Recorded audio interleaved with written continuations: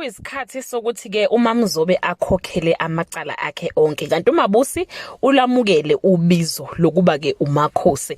Hello everyone, welcome back to Sunday Live Show. Thank you so much guys for tuning in. I'm here to update you of what's going to happen on Umkhokha from the 22nd to the 26th of April 2024 on Monday.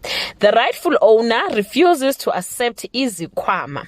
Menga and Nobuntu find themselves out in the cold on Tuesday.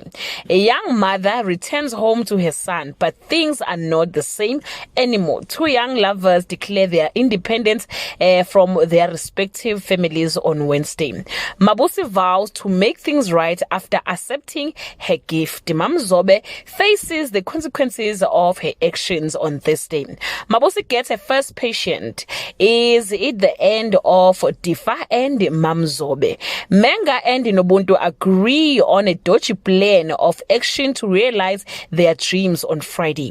Mamzobe takes a huge deadly loop of faith while Menga and Nobuntu hit their first hurdle.